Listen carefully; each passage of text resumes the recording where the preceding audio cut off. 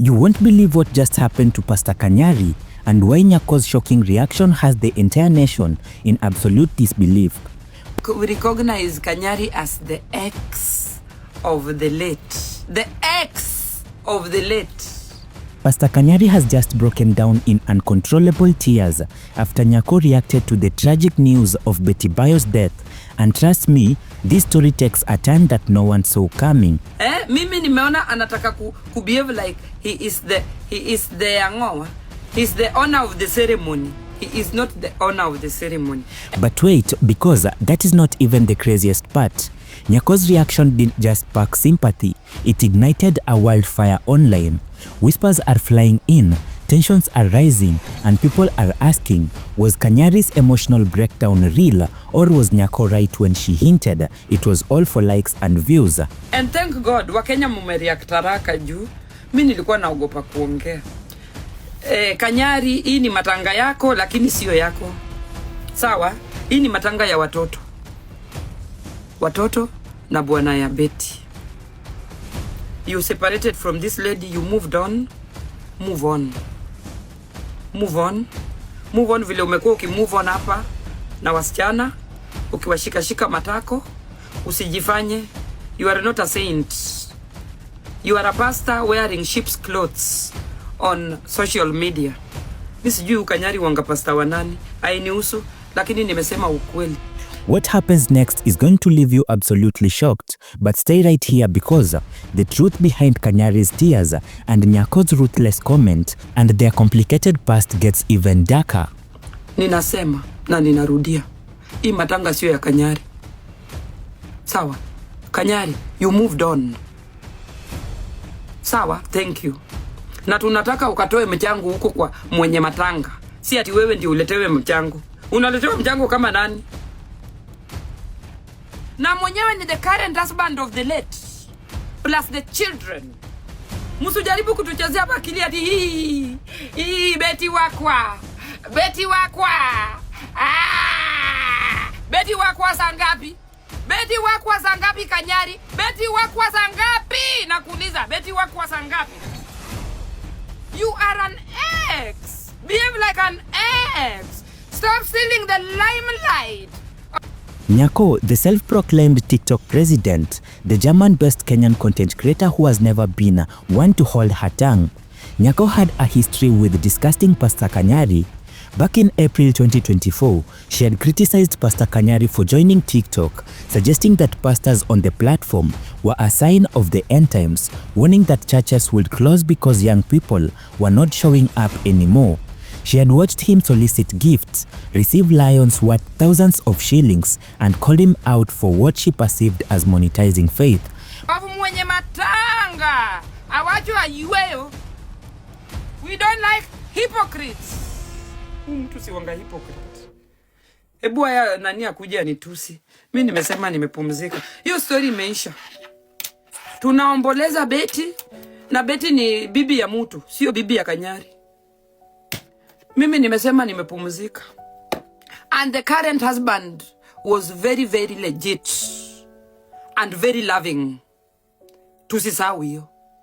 The current husband to Betty Bayo must be given the what? The necessary attention. Yule mwanaume alikuwa mzuri sana. To the children and to Betty. Don't steal that limelight. Nawaona. Guys, tushike huyo mwanaume mkono. Na kama ni kuchanga, ni mwanaume achangiwe. Nawaona. Ni huyo mwanaume achangiwe. Let us pay attention to that guy. Not Kanyari. Kanyari moved on with his women's on social media. Yes. But this is different. When videos of Kanyari's emotional breakdown at the morgue went viral, and when images of him at burial planning meetings circulated, when the internet watched him grieve publicly, Nyako decided that she had something to say. And what she said has ignited a firestorm.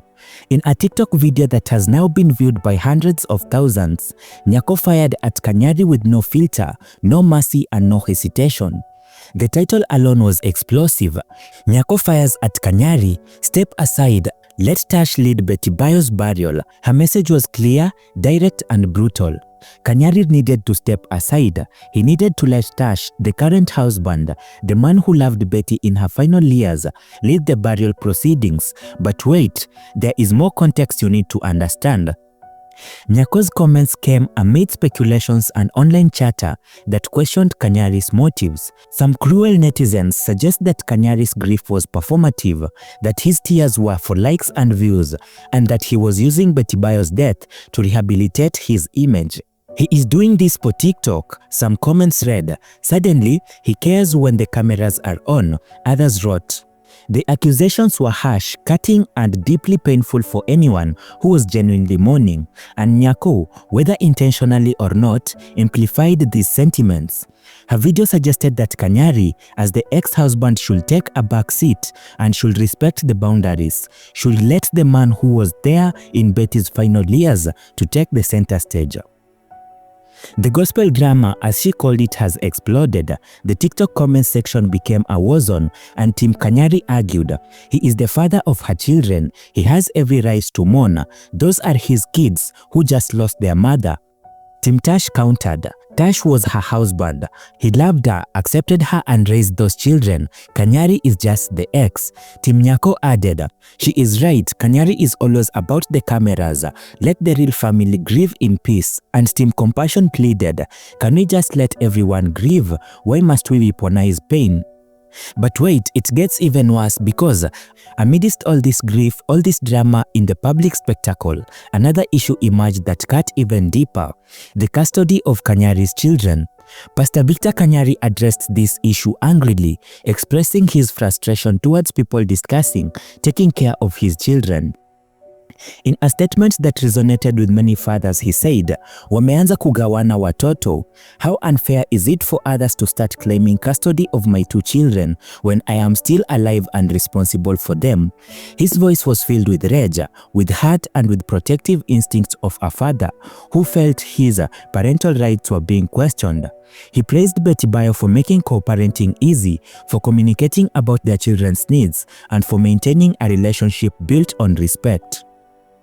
But now, with Betty Bayo gone, people were already discussing who would raise Sky and Danny. Netizens were already commenting, I just pray that these kids will remain with Tash. Let Kanyari continue co-parenting. The praise for Tash was overwhelming, and rightfully so. He had been an exemplary father. Videos of Tash comforting the children during the memorial service at Betty Bayo's home in Edenville showed a man deeply connected to those kids, a man clearly loved and trusted. But the implication, the subtle implication in all these comments was clear. Maybe Kanyari should not be the primary custodian. But that really cut deep because despite his controversies, despite his past, despite his everything, these were his biological children. Kanyari made it clear, I am the father, I am alive, I am responsible for them. Stop trying to take my children away. The legal and emotional complexities were staggering. Would the children stay with their biological father, or will they remain with their stepfather who had raised them? Will they split between 2 homes? And what did Betty want? These questions haunted everyone involved, and social media's interference has only made it worse. The Kenyan internet has never been more divided. Let's break down the different camps. Team Kanyari supporters argued, despite their divorce, Kanyari and Betty maintained a good co-parenting relationship. His grief is legitimate. He has every right to be involved in his ex-wife's burial. They share children, and people are so quick to judge. We do not know what Kanyari is going through privately. This man is showing human emotion. Why must we always assume the worst? Team Tash supporters countered. Tash was Betty's real support system. He loved the kids and her unconditionally. Kanyari had his chance, but Betty moved on and found genuine love with Tash. Those children see Tash as their father. He's the one who is being there daily. Respect the current family structure. Kanyari is the past, but Team Nyako supporters added, Nyako is speaking the truth. Kanyari has had history of being performative. Everything with Kanyari is about attention. Remember the Panda Mbegu scandal? He joined TikTok to make money and not to sell souls. This is just another opportunity, and Nyako is protecting Tash and their real family from being overshadowed. The debate has been raging on platforms from TikTok to Twitter to Facebook and WhatsApp groups, from radio shows to television panels. Gospel artists are weighing in, pastors preaching about it, and relationship coaches analyzing it. Legal experts discussed custody laws, and ordinary Kenyans argued passionately in the comment section. Betty Bayo's death has become more than tragedy. It has become a national conversation about ex-spouses, blended families, public grief, and toxicity of social media. Some praise Nyako for keeping it real, for saying what others were thinking. Others condemned her for adding fuel to an already burning fire and for making a grieving family situation even more difficult. The question remained, was Nyako right to call out Kanyari, or was she overstepping the boundaries? As Kenyans prepare to say their final goodbyes, as the gospel community mourns one of their biggest stars, as Sky and Danny face a future without their mother, perhaps we should all take a moment to reflect. Grief is complex, families are complicated, and social media makes everything worse. Let's remember Betty Bayo for who she was, not for the controversy surrounding her death, and let's pray. Pray for those two beautiful children, Sky and Danny, to receive love and support and stability they need to navigate this unimaginable loss. If this story moved you, if you have thoughts about Nyako's reaction, Kenya's grief, or Tash's role, drop your comments below. Hit that like button, subscribe to the channel, and share this video because this complicated, heartbreaking, and dramatic story needs to be told. Let's catch up on my next video as we get to see more celebrity drama files.